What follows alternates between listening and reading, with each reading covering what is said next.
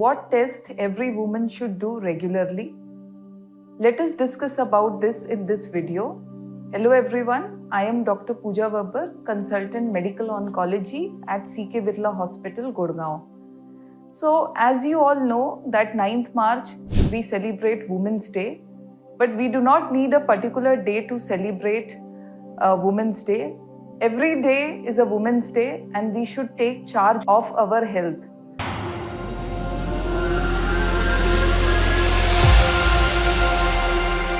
So what is the most important thing regarding our health? Cancer is a blooming public health issue. Even WHO has named cancer as a top 10 public health issue in 2023. So the most important risk to our health is cancer. So is there any test a woman can do to come to know about her risk of developing cancer? Yes, there are screening tests. So let us start with what are the common cancers in female. The most common cancer, as you all know, is a breast cancer. Then we have cervix cancer, ovarian cancer. So for breast cancer, it is very common, and now this screening test is widely available. Lot of knowledge is regarding how to screen the breast cancer, because clearly it is one of the most common cancer, not only in India, but also in the world.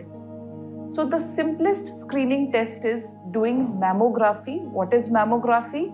It is an X-ray of your breast that has to be done either yearly or 2 yearly after the age of 40 years. And before the age of 40 years, if you have any symptoms related to the breast, like breast pain, swelling, any lump or any redness, any itching on the skin, any nipple related problem like discharge and itching, you should consult a doctor, either an oncologist, gynecologist or breast surgeon, and get yourself checked. And before the age of 40 years, we do breast ultrasound instead of mammography to limit the exposure to radiation. One more important aspect is doing clinical breast examination and self-breast examination. Self-breast examination every female should do, and this should start early, probably at the age of 21 to 25 years, and it should be monthly in the lying down position while bathing and in the standing position, and also get yourself checked by a healthcare professional, and if any problem is there, get breast ultrasound. Now there are certain females who have a family history of breast cancer, first degree relative like mother, sister or some female closely related by blood. In that particular case, you need to meet a healthcare professional, discuss about enhanced screening, because then you fall under high risk and your chances of developing breast cancer is more than any average woman. That screening has to be initiated early, and that screening incorporates 2 screening tests instead of 1, like MRI or breast ultrasound or mammography staggered at 6 months. Coming to the second common malignancy in female, cervix cancer. Now cervix cancer, most common symptom is pervaginal bleeding.